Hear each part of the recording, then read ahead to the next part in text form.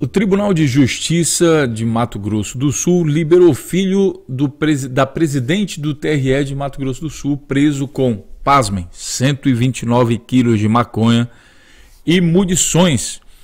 O Breno Fernandes Solon Borges, que havia sido preso no dia 8 de abril com 129 quilos de maconha e 270 munições, além de uma arma sem autorização, deixou a prisão na última sexta-feira após o desembargador José Ale Amad Neto ter concedido liminar. O Breno, por coincidência, é filho da presidente do Tribunal Regional Eleitoral de Mato Grosso do Sul, a desembargadora Tânia Garcia Freitas, e foi para uma clínica médica. Seja bem-vindo aqui ao canal Notícias Comentadas, e a gente precisa analisar essa notícia dentro do contexto. Essa notícia, pessoal, me faz lembrar duas situações. A primeira é a questão do abuso de autoridade de juízes. Se a desembargadora, a juíza, teve alguma influência sobre a liberação do seu filho, né, que é acusado, inclusive, de liberar, de ser um agente, como é que diz aqui a notícia, um agente do tráfico de drogas, como diz aqui no Brasil 247, agente operacional do chefe do tráfico. Então, se a desembargadora sabia disso e mandou liberar, seria que, sei lá, um caso de abuso de autoridade que está, por exemplo, sendo colocado aí pelos juízes, pelos procuradores da Lava Jato, pedindo mais direitos e, digamos assim, mais poder para os juízes. Imagine, na situação que nós estamos, já está ruim, imagina se der mais poder para as pessoas, para as pessoas que cometem abuso de autoridades. Aqui nesse vídeo você tem alguns outros casos de abuso de autoridade. Me faz lembrar também do outro caso envolvendo Lula. O Lula, que foi condenado a 9 anos e 6 meses de prisão e teve todos os seus bens bloqueados por supostamente participar de um esquema de corrupção em que ele teria sido beneficiado com um triplex. O detalhe é que esse triplex está no nome de uma outra pessoa, uma outra empresa, a OAS. Mesmo assim, ele foi condenado. No caso aqui do Breno, ele foi preso, filho de presidente preso por suspeita de tráfico de drogas. Ele foi preso carregando drogas, armas e munição que seriam levados para São Paulo. Ele também é empresário. O Breno Fernandes Solon Borges, dono de uma metalúrgica e serralheria em Campo Grande, foi preso junto com a namorada de um serralheiro. Segundo o portal G1, ele estava em 2 carros que juntos transportavam 130 quilos de maconha, uma pistola 9mm e 199 munições de fuzil calibre 7,62 ou 7,62, sei lá como fala, de uso exclusivo das Forças Armadas. Quer dizer, para que o Breno pudesse ter esse tipo de armamento, ele teria que ter acesso a isso. De alguma forma, ele teria que ter acesso. Autoridades que acompanharam o caso disseram à revista eletrônica Consultor Jurídico sob anonimato que o empresário usou o nome de sua mãe para tentar não ser preso. E aí cria-se uma nova situação, até que ponto a mãe dele sabia o que o filho fazia, né? O grupo já vinha sendo investigado pela Polícia Federal há 15 dias. Eles foram abordados pela Polícia Rodoviária Federal quando estavam na BR-262, próximo à cidade de Água Clara. Segundo a Polícia Rodoviária Federal, os motoristas apresentavam nervosismos e versões contraditórias. Na revista dos veículos foi encontrada a droga e a munição em fundos falsos e reboque de um dos vídeos. O Conjur não conseguiu encontrar a defesa de Solon até a publicação da notícia. Olha, as imagens sobre essa publicação, sobre a caminhonete, inclusive que cortaram a caminhonete, estão aqui nesse vídeo publicado pelo SBT do Mato Grosso do Sul, onde você pode verificar então como a droga foi escondida, né? E aí você vê uma outra coisa interessante nesse caso, é que o filho, né, o Breno, ele levava uma vida de milionário. E essa vida de milionário denunciou o filho da desembargadora. Uma questão aqui que eu pergunto é se o salário ou se as funções aí da empresa dele justifica essa vida de milionário que ele levava. Olha, o Breno, de 37 anos, né, filho da desembargadora, era conhecido por ser um frequentador assíduo das casas noturnas de Campo Grande e costumava gastar milhares de reais por onde passava. Até aí sem problema, desde que o dinheiro seja de origem lícita. De acordo com as investigações, essa vida de milionário de Breno foi uma das atitudes que fez a polícia desconfiar do filho da desembargadora. O empresário, ele é empresário, atenção, daqui a pouquinho a gente vai precisar dessa informação, ele é empresário. Era investigado pela Polícia Rodoviária Federal desde o carnaval deste ano, quando foi detido durante a operação portando uma pistola 9mm. Na ocasião, Breno para lá. O caso, o filho da desembargadora foi preso nesse sábado suspeito por tráfico de drogas.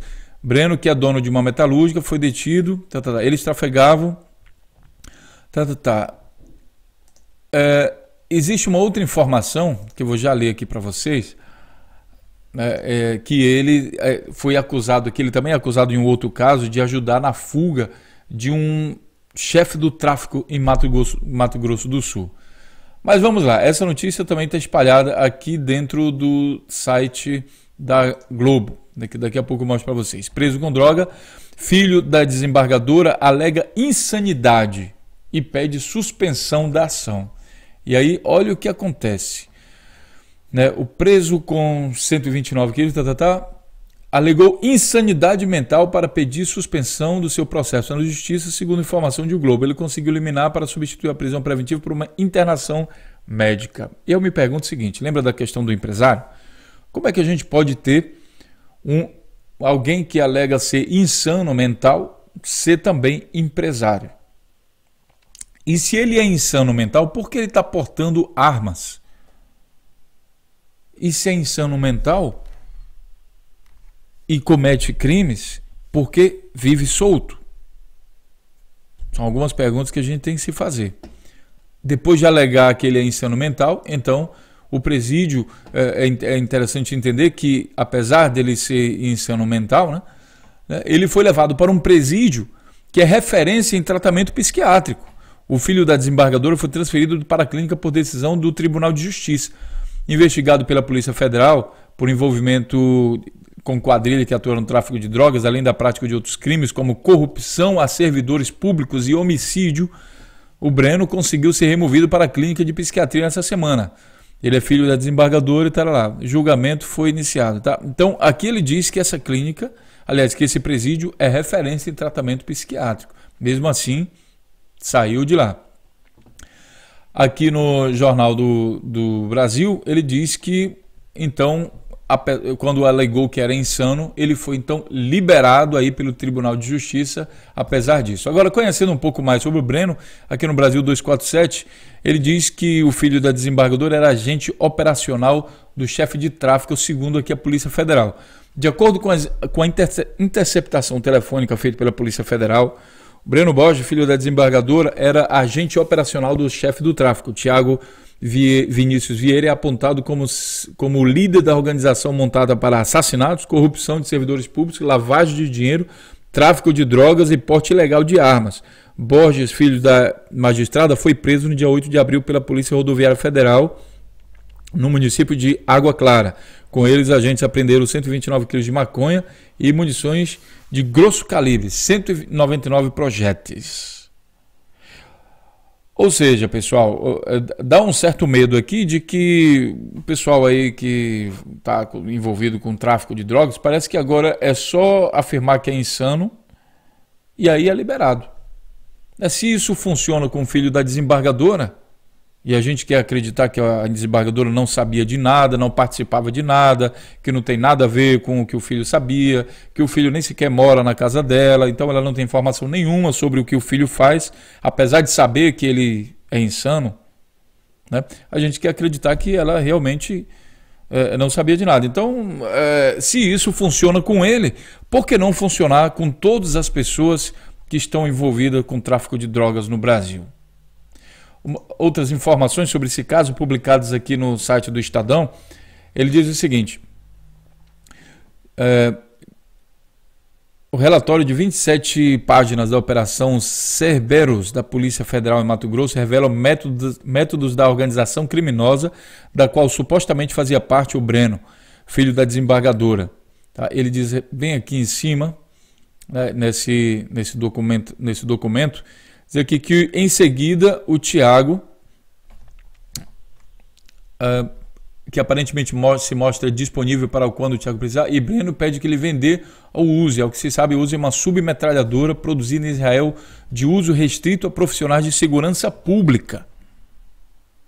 Como é que o Breno que por coincidência é filho de uma desembargadora, tem acesso a esse tipo de armamento. O documento, Breno e os manos e bichos, está aqui publicado aqui o PDF, você pode baixar esse PDF aqui do site do Estadão e ler um pouco mais sobre isso. Aí, por último, o Conselho Nacional de Justiça decide se investiga a própria desembargadora de Mato Grosso do Sul por saída de filho preso da cadeia.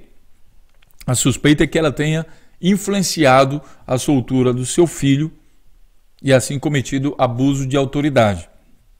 Lembrando que hoje, abuso de autoridade no Brasil, para juízes e desembargadores, é condenado com a aposentadoria. Pasmem, a aposentadoria. Bom, caso seja comprovado, ela é afastada, continua mantendo todos os direitos dela. Isso está sendo explicado aqui nesse vídeo, abuso de autoridade de juízes, mantém todos os direitos e continua recebendo o mesmo salário, só que agora não tem mais que trabalhar. E aí o Conselho Nacional de Justiça está investigando a desembargadora por esse processo. A pergunta que a gente se faz, que também está aqui nesse vídeo, é o quanto a desembargadora sabia das ações do seu filho e o quanto ele está de fato envolvido nesse processo. Deixe seu comentário e a gente finaliza aqui fazendo um triste comentário até, né, porque a gente nota que caso haja confirmação aqui do envolvimento da desembargadora, a gente percebe que a justiça, sim, ela é bastante seletiva, né? No caso, lembrando o caso do Lula também, e lembrando o caso da filha desembargadora, ela é infelizmente bastante seletiva e de cega não tem nada. Deixe o seu comentário e a gente se vê então no próximo vídeo. Até lá!